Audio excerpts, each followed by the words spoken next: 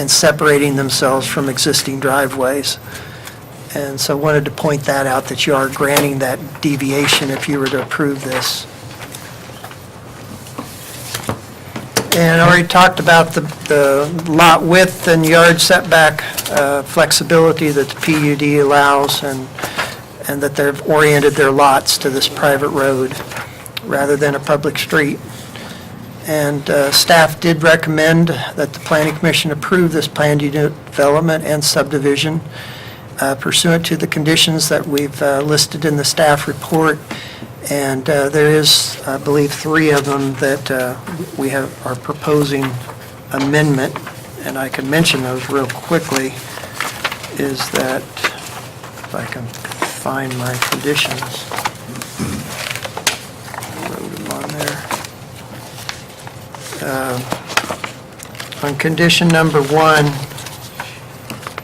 we're going to be changing the end of the, it's condition number 2, I'm sorry. We're changing the end of the sentence to say, instead of obtain construction plan sign off, it's going to be approval is needed from the following. And we're deleting condition number 3. It's just duplication. And I think there was one other change. A condition number 19, we're going to reword that makes it correct. It's not really stated correctly today, and the applicant pointed that out to us. We really appreciate that. And it's going to end up reading, I don't know if you guys have found condition 19, but it'll end up reading, the associated subdivision final plat shall be submitted to the city within 1 year of approval of the tentative plat per section 16.68.020, and recorded within 6 months of the city planning director signing the plat per section 16.68.070. And with that noted, I think I also propose deleting condition number 27. It's just a duplication, condition we already have.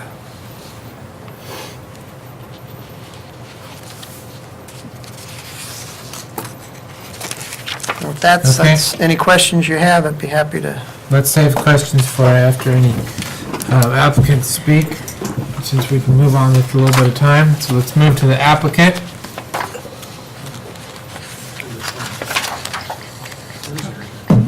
Oh, she can stick that in there.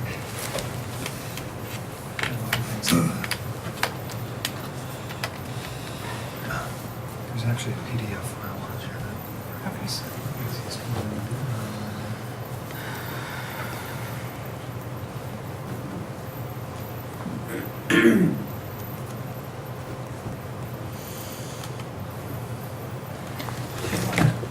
So which one it's to the bottom, planning commission presentation. It's clearer than the PowerPoint presentation.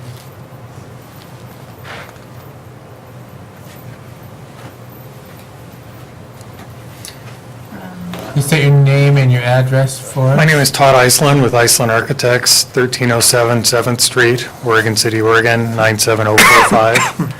And I'm here with the owner, Jason Bristol, and Pat Sissel, who's a civil engineer, who will answer any questions about the subdivision and storm drainage. Well, Is that just can you going right? rotate it? I'm not sure how you, It should be rotated to the left. Here we go. Oh, no, actually, it's upside down now. There we go.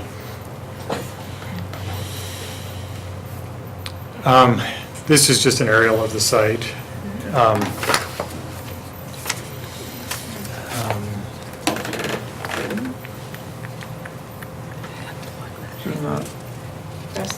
The red button, okay. Site's right in here, and as Brian stated, there are 2 single-family homes there now. It's zoned R2, which is a high-density residential zone, which is a little unusual and can be, but this is an area that the owner feels is, applicable for the type of development he's proposing, which is a little unique for Canby. We've got the industrial area adjacent to it, the fairgrounds on the other side, and some older single-family homes, and they're mostly on oversized lots, and so that's why he chose to pursue this project. A lot of care, if we can switch the next page there. This shows the existing conditions. I've got my notes here.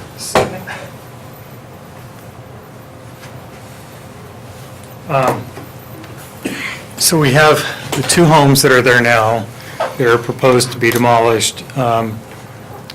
This one and then this one. The other homes are set back quite a ways from the property on either side because they're facing the street and closer up to the street. This one is right in here, and this one's actually right about there, I believe. So we're trying to be respectful of those homes, but knowing we have to increase the density. We've really tried to, if we can go to the next slide, I think.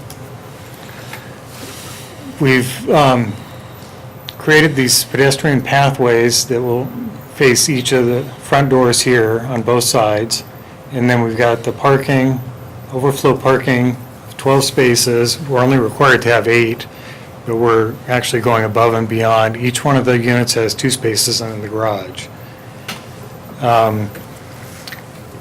We've worked a lot with the landscaping and the site lighting to try to mitigate any adverse effect to the property owners. As you can see from this, where the houses are located adjacent to it. And in the future, these properties will probably redevelop at some point. And so we're trying to plan for that also. Next slide.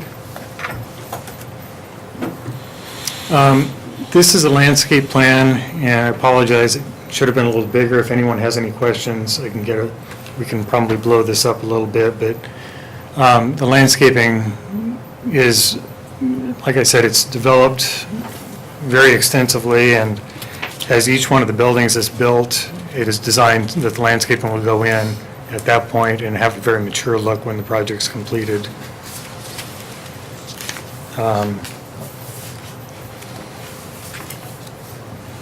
There will also be some picnic areas or picnic tables and some amenities on the site there and there in these little areas that are created as kind of outdoor rooms as part of the development. Next slide. Next slide, please. Thank you.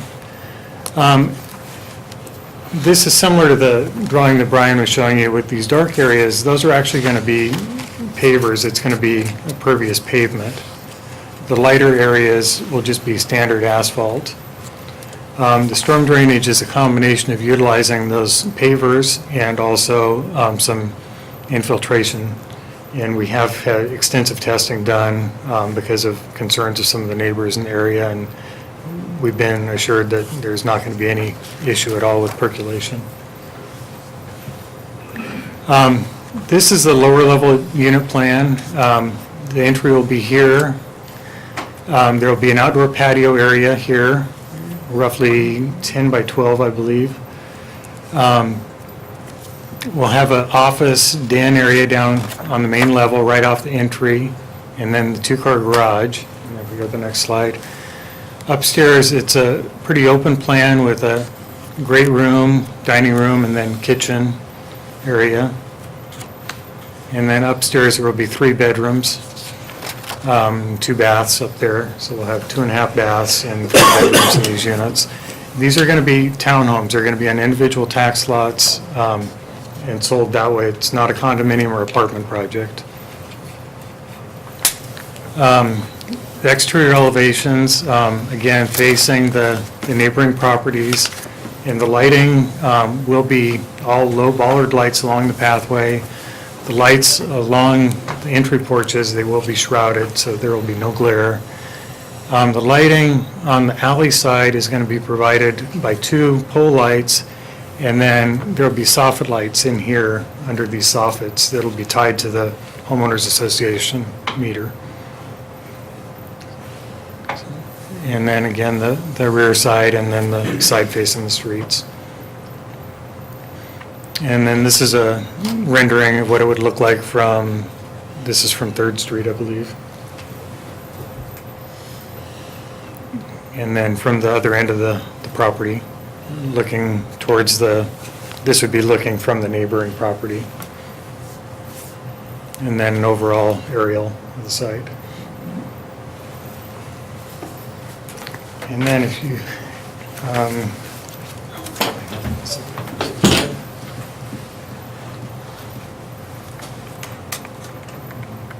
You have other stuff on that, Jason?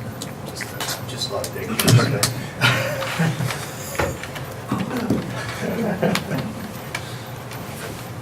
It's the only, you embarrass me. it's the only PowerPoint on there.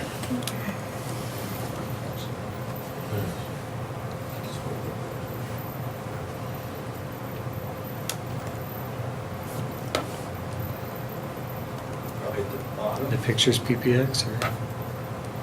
What we got? Okay. Okay, and these are other, you want to explain these? Yeah, sure. Since you took these. So there was, actually, let me. Yeah, just state your name and your address for the record. So Jason Bristol, 21733 South Highway 99E, Canby. What I decided to do is go about in town and on the block, and just kind of get some pictures and shots of what's out there. These are two examples of 3-story housing in Canby in the high-density zone. So the upper left one is actually an apartment building, and the bottom right is a townhome. There's quite a few of them that have that exact same floor plan, but it's 3-story as well. These are views to the south of the industrial area from the subject property, and the biggest view for this property is the Mighty Mite blue building up on the upper left. The other pictures are of, I think that's Georgia Pacific building on the bottom left. I'm not sure. And then the upper right is the parking lot of the fairgrounds, which is just a big open area. And then the bottom right's the industrial complex with different businesses within.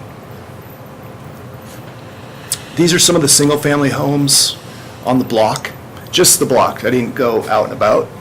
The two in the middle are the subject properties. The upper left is actually the property, what would that be, to the west, which is owned by Mr. Meredith and Mr. Reif, and that is, there was a letter submitted, which I think you guys should have a copy of. I met with him and shared with him the plan, including the building plan as well as the landscape plan, and he wrote the letter in favor of the project. The next house down is actually a house to the, what would that be? I can't do my north-south, but right next door to, on 3rd, and that's been approved for 4 townhomes. And I also spoke with Paul Negrib. and he was also in favor of the project. Both of those houses and properties will have the fronts of my buildings facing them, which that's the majority of the linear feet that has that looking down. And both said they approved the project. Then just next house is down, just some examples of what you see on the street. And same with the ones on the right. And then this is the last slide. It's 3 duplexes are built on the block. They look, there's a couple from the 70s, I'm guessing, and the other one maybe 80s or early 90s. That's it. And we need both of you gentlemen, I don't believe you've given them to staff to get your PowerPoint presentations, a copy of the staff before we're done today, because that needs to be part of the public record. Okay. You can't just show it and then it disappears forever. Right. Okay.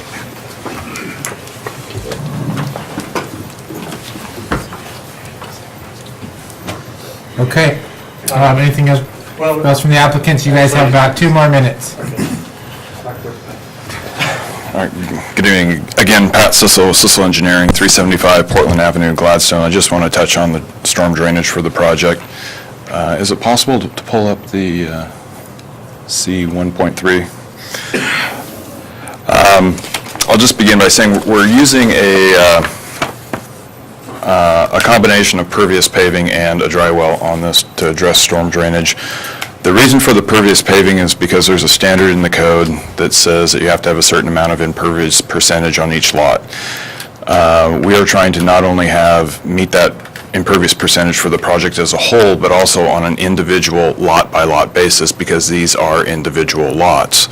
So in order to get the required percentage of impervious area on every lot, we had to go to impervious paving because the building occupies a substantial portion of each lot.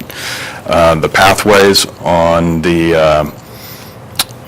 leading to the fronts of the unit will also be pervious concrete. But for for each driveway, we are not depending upon the impervious paving. We have a catch basin there that will collect any overflow. It's graded to drain to catch basins as well, so if the pervious paving can't keep up or over time tends to slow down its infiltration rate, we will have a dry well there. The City of Canby Stormwater Master Plan, which was recently adopted and is a great resource, by the way. I'm really glad you put that together. It shows that all the domestic wells around the property, there's none within 500 feet. We've talked to DEQ about it, and they said it's a slam dunk. We'd have no problem getting a dry well approved on this property.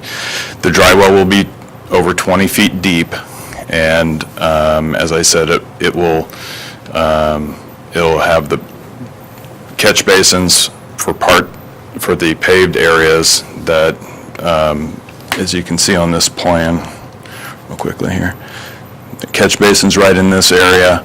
These pervious areas will be graded to drain to this direction and to this direction, where we'd have a catch basin there and a catch basin there. These are pavers here. It's graded to drain to a catch basin here. This whole area drains to catch basin. It's piped. It comes over here and it goes to a dry well right there. All the roof drains go to the dry well. So what we're doing is we're taking a lot of water that currently falls on the surface and infiltrates on the surface, and it's going to be going to that dry well. And there's a gentleman here earlier tonight that had some concerns about pervious paving. There is a lot of pervious paving in this area. I don't know exactly where he lives, but there is pervious paving on the city street here, this strip right here, and this strip right here. There's a lot of pervious pavement used in this area, but what we're doing is we're taking all these roof areas, they go into this dry well and they go down 20 feet. So we're taking a significant amount of water that currently infiltrates at the surface, and we're injecting it down below, far below any foundations. So I'd be happy to answer any questions about that. Any questions for the chairman? Mr. Charlotte? Is there going to be a homeowners association for these units? Yes. There's a lot of things that will be maintained by the homeowners association. Open space, the lighting along the driveway will be paid for by the homeowners association. Okay, thank you, sir. Thank you. Are there any other proponents? Anyone wants to speak in favor of this application? Not seeing any. Are there any opponents to this application? Anyone wants to speak in opposition to this? Is there anyone that's neutral? See some folks that haven't spoken here yet, so I'm assuming you don't want to speak. I am a homeowner. I live on 4th and Locust, in the corner on the fairground side. And I've just been listening because I'm curious at the development. What about the traffic? If you're going to make any comments, I need you to state your name and your address for the record so that we can get it on there for notices and anything like that that may come up.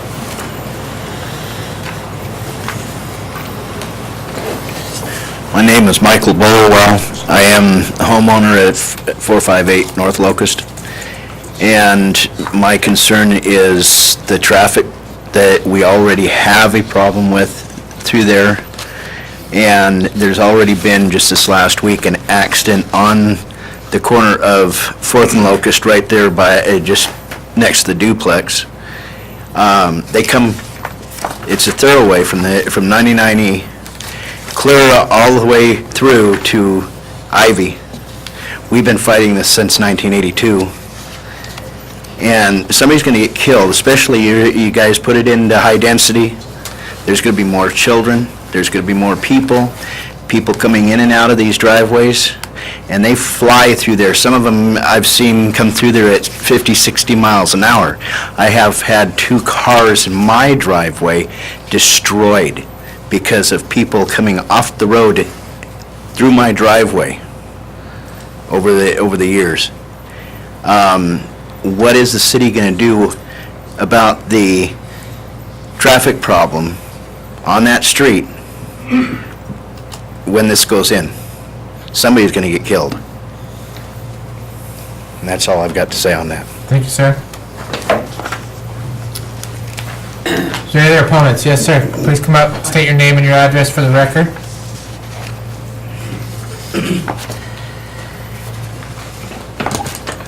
I'm Leland Nofziger. I live on Elisha, but I own the duplex right to the east of this place. And I'm absolutely against it. It's not fitting in the neighborhood.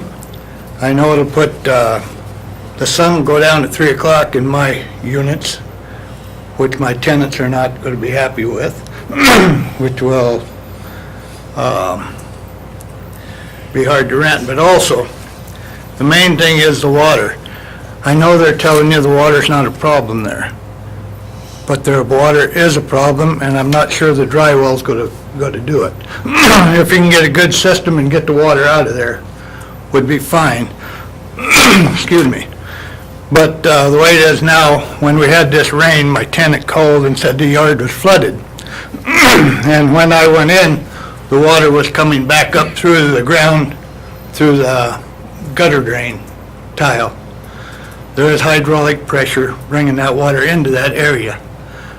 Now, I'm not sure where it's coming from, but you do need to pay attention to what he's telling you, because he is telling you the truth. There is hydraulic pressure there. And I'm with him.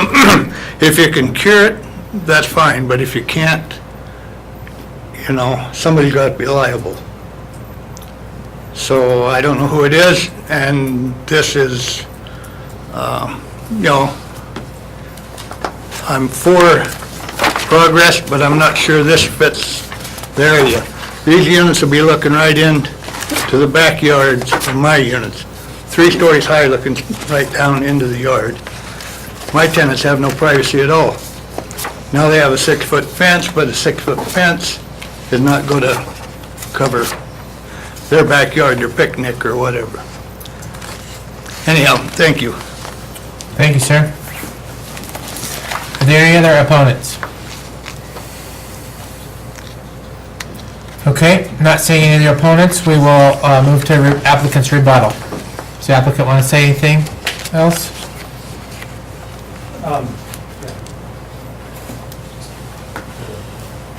Cautions we're taking.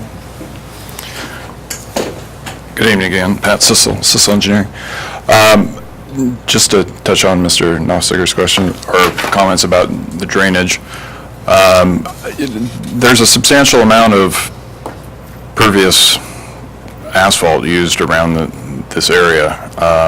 As I showed earlier, here, both sides of the street here, and here and along here, there's a lot of water that is going into the ground. It is all going in at surface level, and what we have found across Canby is that the surface soils can't infiltrate stormwater like the deeper soils can. Our tests on this site showed that the soils in the range of a foot to a foot and a half depth could infiltrate at I think it was 1.7 inches per hour, and if we got down below 2 feet, it was about 2.5 inches per hour.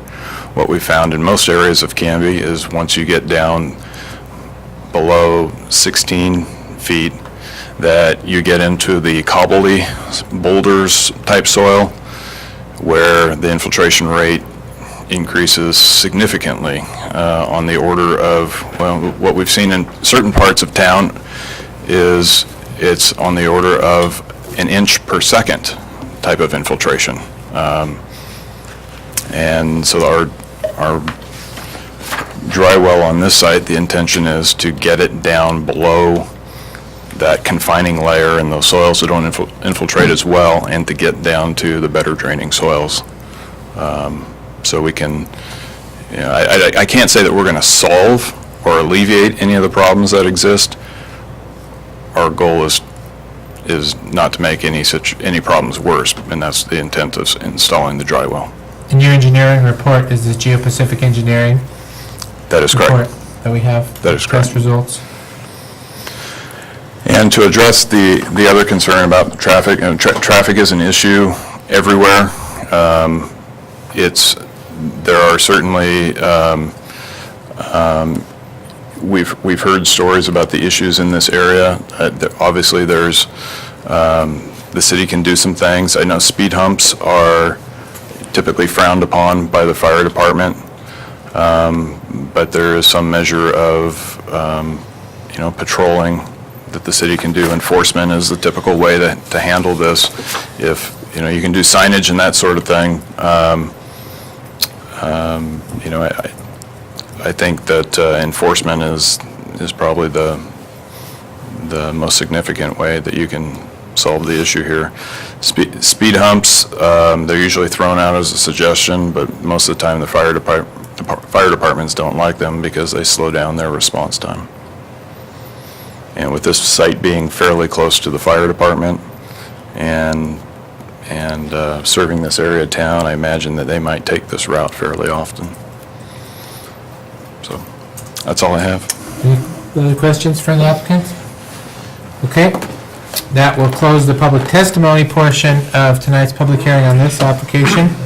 And we will move to questions for staff. Either. I have no questions. Okay, we'll move to deliberation. We can leave potential questions for staff if we have them. But we'll go to deliberation on this. Well, I guess my only comment is the week of the Clackamas County Fair. It's going to be not a nice place to be, but that's 1 week a year.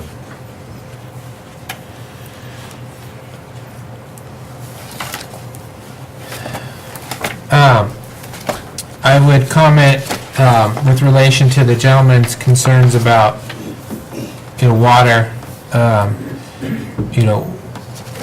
Sort of the way this works, we are not the engineering experts. And we're sort of, in these situations, forced to rely upon the experts. And we have paid engineering expert that submitted a factual report on how quickly this types of things will drain. And that's pretty influential, to the consideration. When opponents come in and have a different expert saying something different, well, then we have a real problem. But, and then something to decide. But when we've got one expert giving us, studies and reports that say, hey, this is factually fine, that's, a very influential thing to decision makers that sit in seats like us. So that would address that, and we do have that report from this applicant, which in my mind, without another expert contradicting that, sort of settles the issue in my mind. So I wanted to address that because two individuals, brought that up. I'm good. Okay. Is there anyone want to make a motion with relation to this application? I'll make a motion that we approve subdivision including 5 identical buildings and 3 houses, each individual placed on lots for a total of 15 townhouses. Emerald Garden Townhouse PUD 14-01/sub 14-01. And with that, I would add that we allow the driveway deviation approval of conditions 2, condition 3 be deleted, condition 19 reworded correctly, and condition 27 be deleted.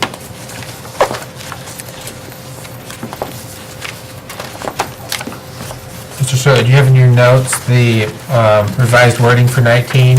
When we get the written findings back from staff next month, I trust you will have your notes as the check mark to make sure the wording comes in I will do that.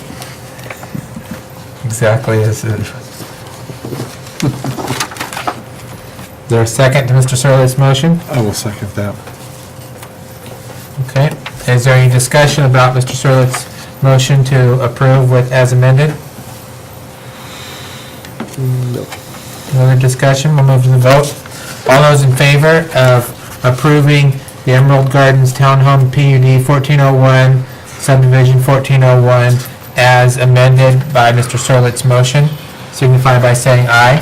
Aye. All those opposed? All were in favor? The approval is granted, and we will look at official findings next month. Okay, public hearing is closed on that application. Next, we have a text amendment to streamline, clarify, and update the development review process for industrial zone land in the Canby Pioneer Industrial Park, which is titled Code Streamlining Industrial Development TA 1202.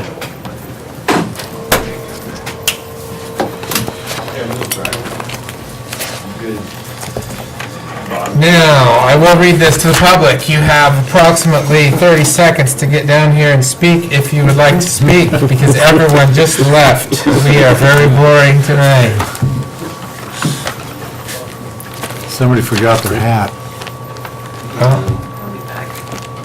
As soon as it starts raining, he'll come back. Okay, we have a quasi-judicial public hearing script that, since there's no one going to present anything, I am not going to read unless somebody else comes in. But people have an opportunity to speak. If you would like to speak, we will have a staff report. If you were to show up before the staff report is done, we would give you the opportunity to speak. So put that on the record. And we would establish a procedure for speaking order if more than one person showed up. So that is on the record. We would follow our written quasi-judicial actually this would be a legislative public hearing procedure if someone were to show up in the audience. Okay, Steph, would you like to? Okay, staff is requesting consideration of some text amendments to streamline, clarify, and update review processes in industrial zone land in the Pioneer Industrial Park. This includes extending a Type 2 process procedure already in place for the downtown overlay to the industrial park overlay. And then there's also some, I'll go to a summary of proposed changes. So 1630 CM heavy commercial zoning, there's some proposed tighter screening requirements. 1630 and 16 in the CM, M1, M2, there's some tighter screening requirements proposed. I'm going to discuss those a little bit more second here. M2 zone edits to the conditional use review matrix.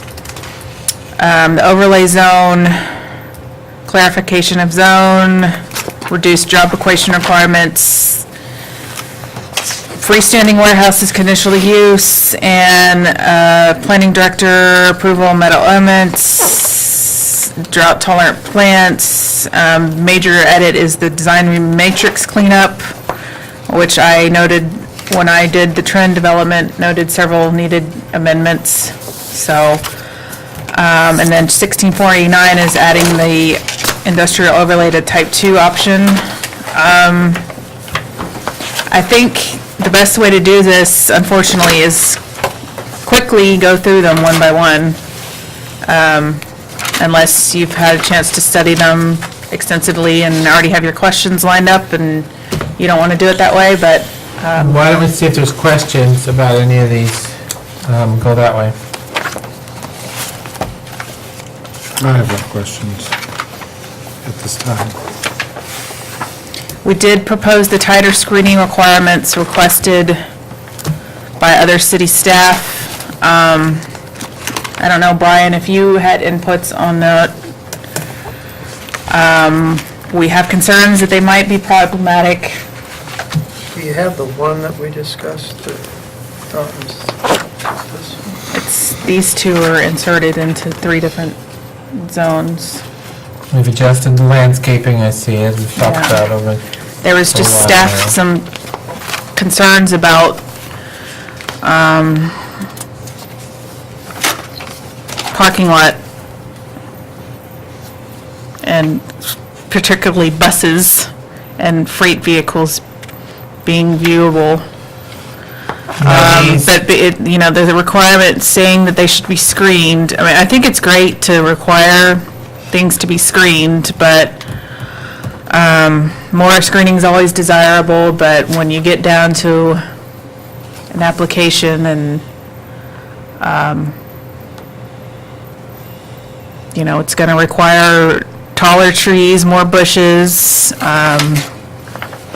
berms, I mean, things that developers don't always, in my experience, want to do.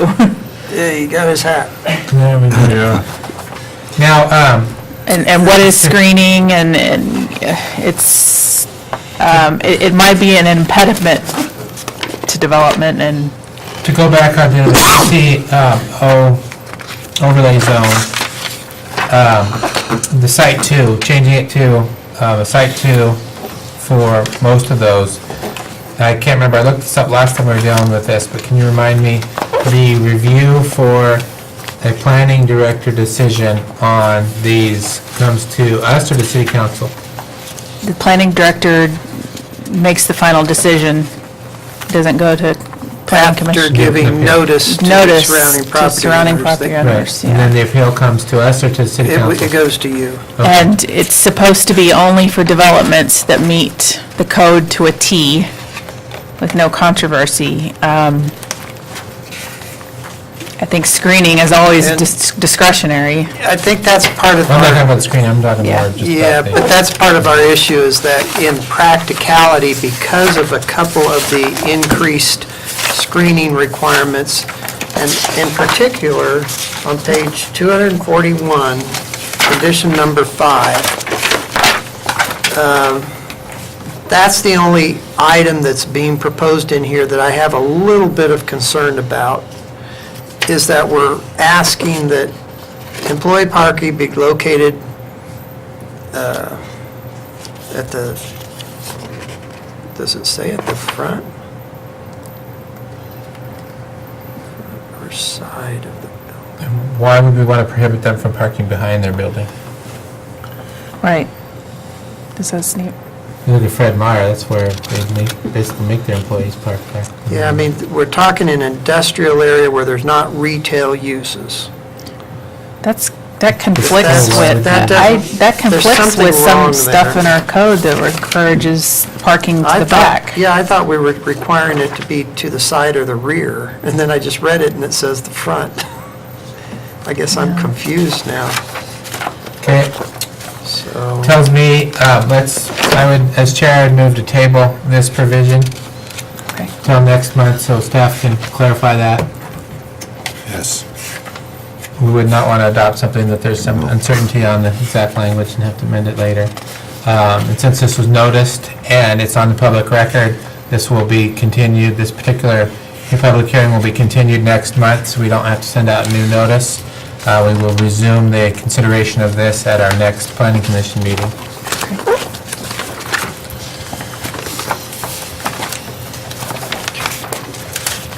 Okay.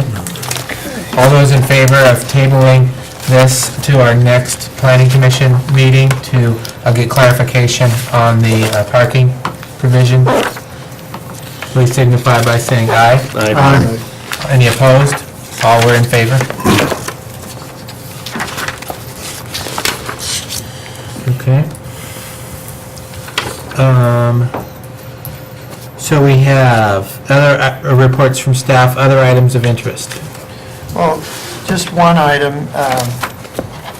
We had obtained approval from you to arrange a special meeting. May 28. May 28th? We're going to keep that open for now, but the purpose of that was to handle McDonald's. Well, we have done everything we can to expedite it, and we've moved it to the May 12th meeting. But if for some reason it needs to be continued, we're going to reserve that 28th. If for some reason we need 2 meetings for that item, but we might not need it. So I want to let you know McDonald's is your next meeting. Okay. And this text amendment. On the, Angie, was there something? I saw you were about to say something. Because we've noted in our notice, did we specify the council date that we had tentatively now set up? We did, and it can So be handled. we can just say that the council meeting will be announced Yeah. next meeting. Which council? meeting? The council meeting to adopt This text changes. amendment. We advertised both public hearings. It may Oh, I see. possibly delay the council one. I'm not sure if we left enough space between them. So, Maybe they can. And what if they do- anybody's listening, Yeah, they open it and continue to a Continue it date to the certain next. too. so if anybody's listening, then we'll announce when the council meeting will be at the next meeting. In the interest of brevity, I did have one thing I wanted to bring up and ask you to, I hesitate to even ask, but I think I've heard a couple of commissioners ask me about this. You guys do a fantastic job with the staff reports, but I wanted to ask if it's possible to try and work in, I'm going to point out a couple of examples. On page 160 of our report, there's a good example of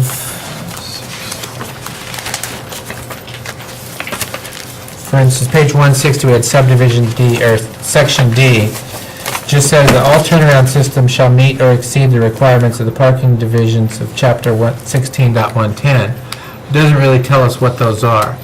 So, I mean, we certainly can, and I usually do, go and then check and say what were the requirements from 1610. But it'd be helpful if they're not too long and too complicated to have those right in here. What does the requirements from 1610, what are those? If they're right in here, if it's one paragraph, to have that just inserted, it'd be helpful. And there's another one on page 9 of the other one where we just had, it said something like, the findings on that one just said it was on access to afford access, ingress, and the findings was just that chapter 16.64 discusses sidewalks, which was kind of, didn't tell us whether this one was met or not met. It just kind of referred us somewhere else. And so, even making your guys' job easier, because you do a good job, but sometimes maybe you might be even, I hesitate to say over thorough, which is listing out what are their criteria. Did they meet them or did they not? Where, that kind of thing, just the factual findings.